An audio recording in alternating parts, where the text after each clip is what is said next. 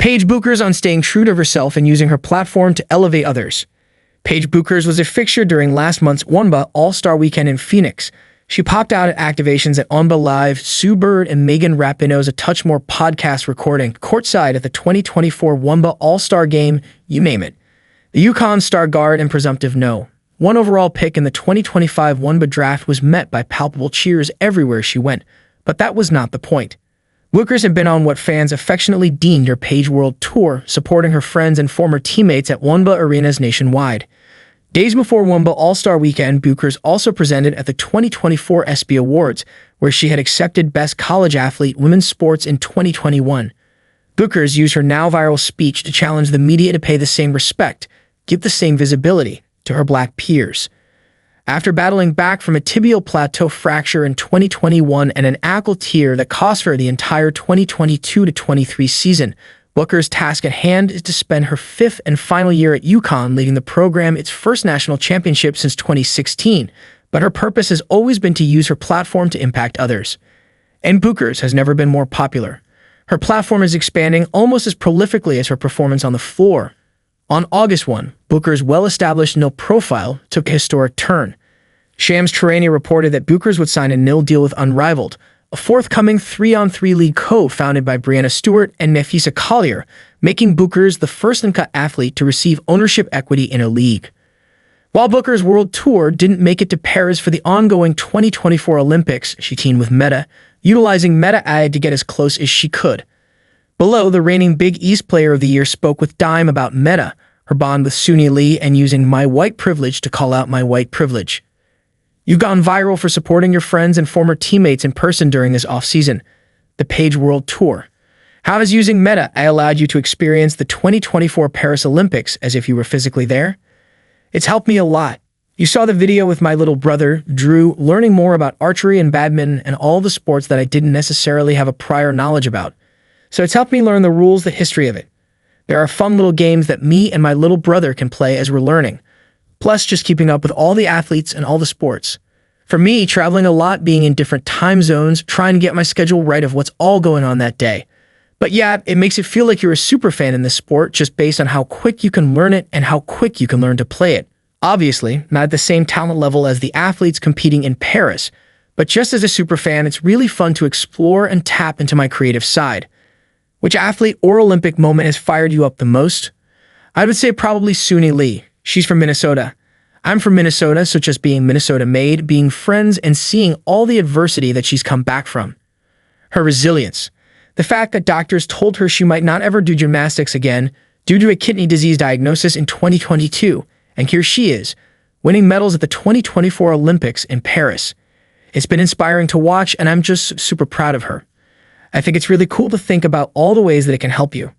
For me, I think it's really cool for nutrition, like a nutrition plan saying I have certain ingredients. What meal can I make with it? Or can you make me a healthy meal with protein, with this and that? Even just getting in routines. Maybe I need to stretch my hamstrings a certain day or stretch my full body a certain day. I can ask it, how can I do that? If you don't have a trainer, you can just go to Meta. It's very accessible. A lot of kids these days have Instagram, Facebook, WhatsApp, so you just go straight there and ask it, can you make me a basketball workout for today? Maybe I want to focus on ball handling. Maybe I want to focus on shooting. Maybe I want to focus on passing. You can get so creative with it and use it in almost every activity you do in every single day. It's exciting to see how much it can do for people and how accessible it is. You've been asked a billion times about your 2021 ESPY speech, and that's valid. It took incredible awareness to use your moment to redirect the spotlight toward your black peers and predecessors. But that came naturally to you because black influence has always been your reality. Does it surprise you to receive so much praise for being an ally and sharing visibility, something that, in your eyes, should so obviously just be the standard? I mean, everybody grows up in a different background. So I grew up with a black stepmom for a large majority of my life. I grew up with a black female coach who was a mentor to me for a large portion of my life. I had a lot of very influential black women. A lot of my teammates are black, so I had a lot of influential people of color surrounding me and making a huge impact in my life. I see the effects of white privilege, the imbalance of attention, respect, and just visibility. And so it was very important for me to call it out. To use my white privilege to call out my white privilege, essentially. I feel like everybody has a different way of going about things.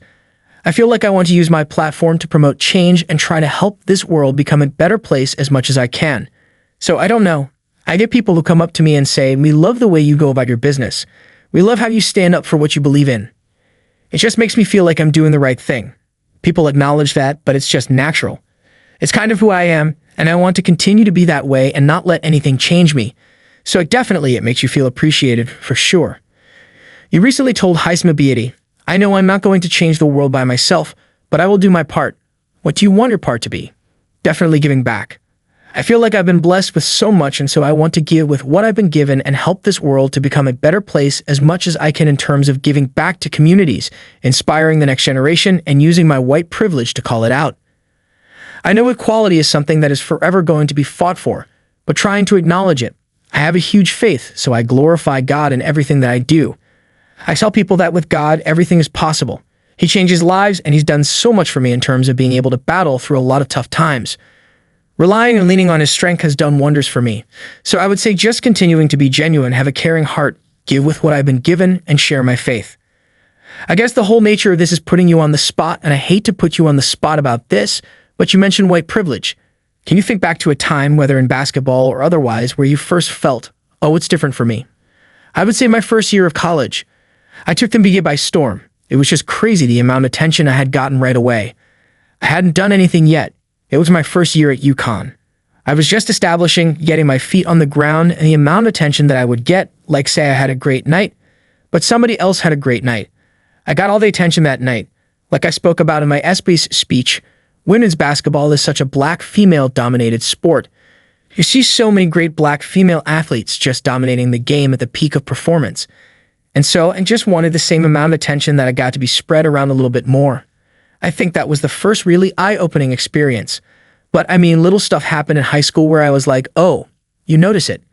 And I grew up in Minneapolis, Minnesota. My senior year of high school was the murder of George Floyd. So that really impacted me in a way to where I saw police brutality and just how our community came together after that. I went into protests and marches, and just again, it's about wanting equality. The Black Lives Matter movement was huge at that time, so being a supporter and ally of that was something that I noticed as well. You're so beloved, for good reason. Does the attention empower you to continue to be your authentic self? Or does it become overwhelming and add pressure to live up to what everyone wants from you? Nah, like you said, I'm just trying to stay true to myself and not let anything change me. Continue to speak on what I believe in. Just use my motivate you to keep standing up for what you believe in and not being afraid to speak out and just continue to be authentically yourself. So it's definitely empowering. Your nil deal with Unrivaled was announced last week, making you the first uncut athlete to receive ownership equity in a league. So everybody can see this is a big deal. But why is it significant to you? Just to continue to build for my future. I think that's what nil is all about. Building your brand, building your wealth, and building your future, and what you want your portfolio to look like. But to be a part of something so much bigger than myself. Women's basketball, women's sports in general is on the rise, and you can see it. It's happening. And the momentum is immense right now. The Unrivaled League is just amazing. It's in the off-season for the WNBA players. It's another way for them to make money doing the sport that they love and get attention play. It's like just to be a part of something that has legends and future Hall of Famers. Fee and Stewie started it, and obviously, there's the UConn alumni little connection there. But to be a part of something that's continuing to grow the game of women's sports and doing so much for these women and doing so much for me, I'm blessed and honored to be a part of it at such a young age. It's very humbling, too. It's inspiring me to keep working, to continue to keep doing great things.